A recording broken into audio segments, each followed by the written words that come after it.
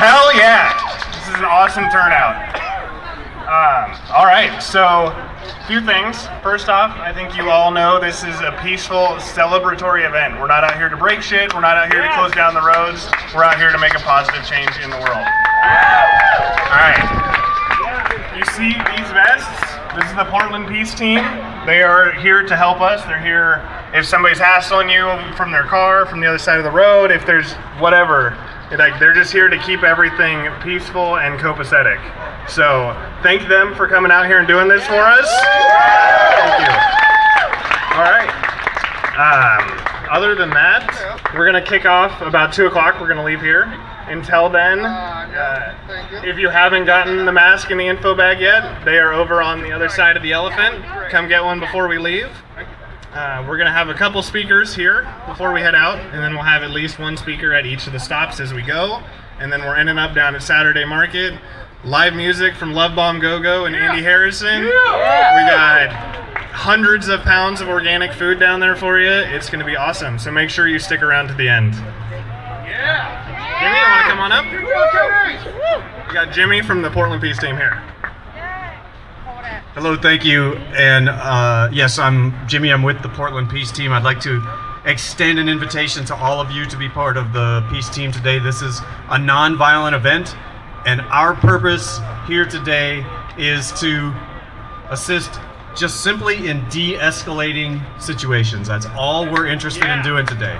We're not going to tell you not to do something. All we're going to do is try to de-escalate. We don't have any weapons on us. And I want to just say one thing.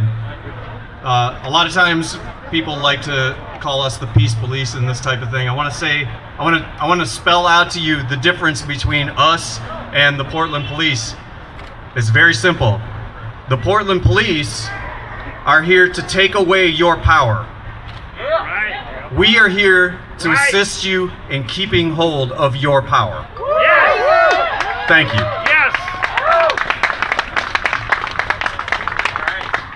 All right, we got Motto. Where are you at, buddy? Here we go. We're going to have a few speakers starting, and then we'll head out. Hey, it's Mato Waksapi. I'm Lakota, Blackfoot, Potawatomi.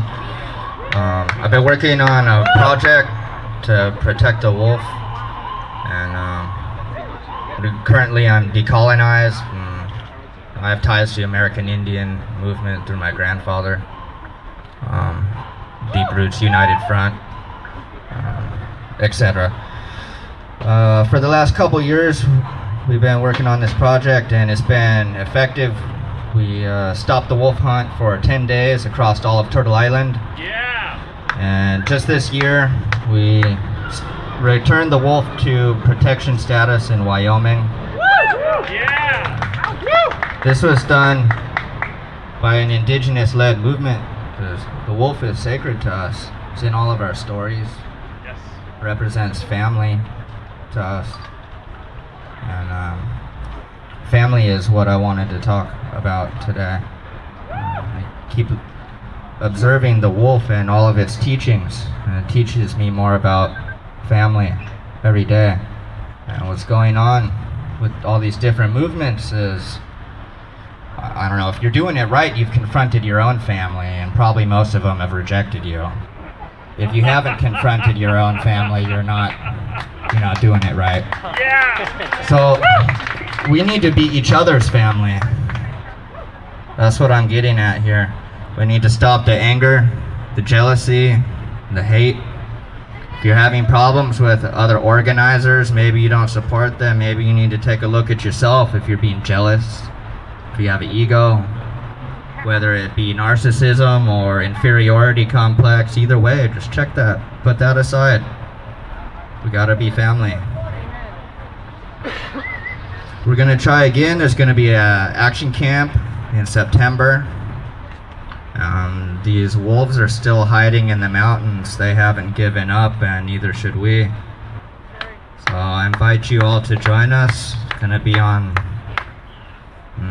undisclosed location, but you need to hit me up. I'm Mato Woksapi, MATOWOKSAPE. we did it. It's going down, and I hope to see you next year. Thanks for having me.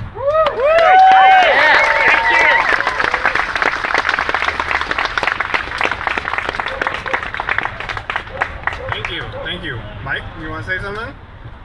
Or Mr. Anonymous? Let's give this guy a big round of applause for this sound setup we've got right here. They're letting me talk because I brought the sound. But I wanted to say something about the extrajudicial executions that are going on the street in this country. None of us should stand for that. No. Everybody needs to say something about this. Yes! There's no effing way this is right. No. I don't care. All the cops got to say is, I was scared, and then they're off. Bullshit. I don't know how many eyewitnesses it takes to defeat the one testimony of a cop, but it should be one. Yes! Yes! Thank you.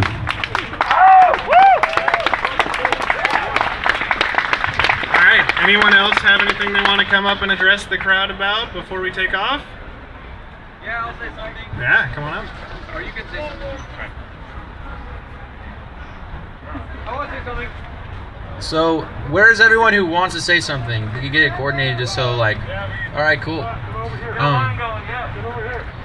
Yeah, I came out here today because I like this idea of like anonymity, like the whole straw man thing where the state kind of owns a person. Anyways, I'm speaking from a foster youth advocate's perspective. I just kind of want to touch on one subject that I recently started researching about called trauma-informed care. Again, it's just a buzzword, but this is really important. Something even the native people in Arkansas and Montana, I traveled there to talk to foster kids about just sharing stories and things like this, and one of the things that came up was this generational trauma. And so basically it's this idea that 7 generations before and after, and of course even more than that, are affecting the bloodlines of people. So when people talk about bloodlines, they're really saying things like, I'm sorry, what was your name again? Mato. It affects family on a really deep level. And I guess I'm just kind of struggling to talk about this because just as someone speaking from experience about family, there's this thing you could check out. It's called ACEs study. It stands for Adverse Childhood Experience. And there's like 10 questions with like different behavioral and abuse questions. And basically there's a rating, and then it all ends up equaling to how susceptible a person is to things like disease and broken families, and so, and then leads into addiction and all these things that really trouble us as a collective, as a species, really, just as a group of people who, it's just like from an animal's perspective, like we are creatures on this planet, we inhabit this planet. And I just think that sometimes when we forget about what environment we're subjecting ourselves to,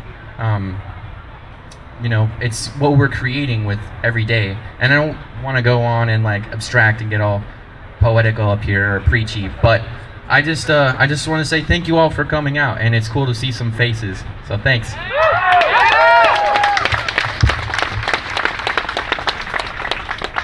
Hi, my name's Aaron Marcus, and I'm the director for a new political action committee called Safer Oregon PAC. Right now we're working to reduce police violence against people's dogs, because dogs are family too, right? But what we're really pushing for in this 2016 election, which we're going to hope to get to the House floor before we put it to the voters, we're going to be putting out Owen's Law for a Safer Oregon. Now, one of the ways that government controls us is by controlling our children, because we'll do anything to keep in line for our children's sake. Anybody here ever hear of DHS, CPS? Yep. Now, one of the big fundamental problems with DHS is what happened when they passed the Adoption and Safe Families Act. They decided, well, hey, we're going to name the case against the parents actually in the matter of the kid. Let's move it to a juvenile court here. About the same time, a Supreme Court case went through called McKeever versus Pennsylvania. A guy sued the United States, or the state of Pennsylvania, in federal court to find out if it was legal for them to convict his son of murder without giving him a jury. And the federal government ruled that because he was a juvenile, he didn't have the right to a jury. So since those two things happened, they've been taking parents into court, railroading the hell out of them. If they can't find something, they'll send them to a bogus psychologist, make up some personality disorder, run it out 15 months, and adopt their kid. Most parents don't get their kids back, and right now there's adoption incentive programs where the state doesn't have an incentive to give the kids back to the parents or the grandparents. They're taking our kids and using them as financial tools to funnel money into the middle class, because that seems to be where their voter base comes from, and their donations and their support through the middle class unions. So people outside of the two-party system, they're being targeted, they're being attacked, they're losing their kids. What Owen's Law seeks to do is reject McKeever versus Pennsylvania, because the truth of the matter is that DHS, when they target a parent, they make accusations against the parent. They can call it about the kid all they want, but they're trying to take out the parent. Well, the 7th and 14th Amendments of the U.S. Constitution and Section 16 of the Oregon Constitution says that we have the right to a jury in these cases, in any civil matter, just as anybody facing a criminal court. Well, the Supreme Court of the state of Oregon, the appellate court, and even the United States Supreme Court, they've been dodging this issue because review is not a right to the Supreme Court, but a privilege. So rather than answer the question, they've been just running us straight over. What Owen's Law for a Safer Oregon is going to do is it's going to help. It's going to aim to put a constitutional amendment in the Oregon Constitution that will give parents the right to a jury from beginning to end in all of these DHS cases, so the people can decide if these parents are really bad parents or being targeted. The people can decide whether or not they're only being targeted because of the age of their child and the child's an adoptive resource and they want the incentive. They can decide what services are necessary rather than just being given a nonstop, continuous string of services hoping the parents give up and then saying, oops, 15 out of 22 months is up, we're going to adopt your kid. Sorry, we think you're a good parent, but you're screwed, we want him. Owen's Law is going to move for 2016, and you can find us on Facebook at facebook.com/Owen Riley's Law, or you can find us under facebook.com/Safer Oregon Pack, and you can email us at both names at gmail.com, and we're going to be looking for some volunteers to do some volunteer signature gathering to get the first 1,000 signatures to qualify. And go ahead and look us up. We've got a lot of information. There's information for people that are going through problems with DHS through links to some of our partner sites like lukesarmy.com has a lot of information, and here to answer any questions that you guys may have on what you can do to help. Thank you.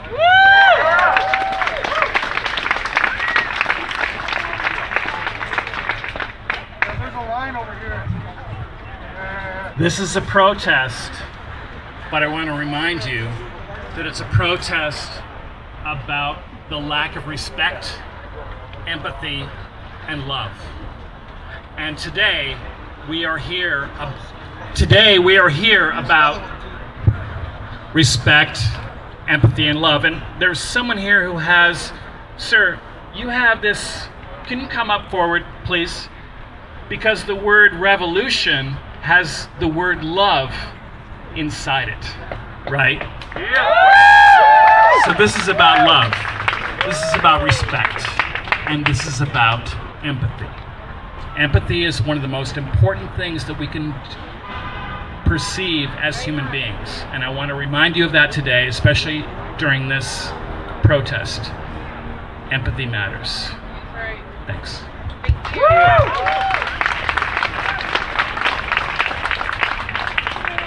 I've been passing out these flyers. We have a march and rally next Tuesday, 11:30 a.m. Tuesday at Waterfront Park to save the post office. And me and my friend Robin have been passing out flyers, and I've been giving out my spiel. And I'm going to give it out right now, so I apologize to the people I've already spoken with. The post office was told that it needed to run like a business and make a profit. And then they did that, and they rearranged their business model and started making an operating profit. And in 2006, they were told they had to fund 75 years of health retirement benefits in a 10-year window.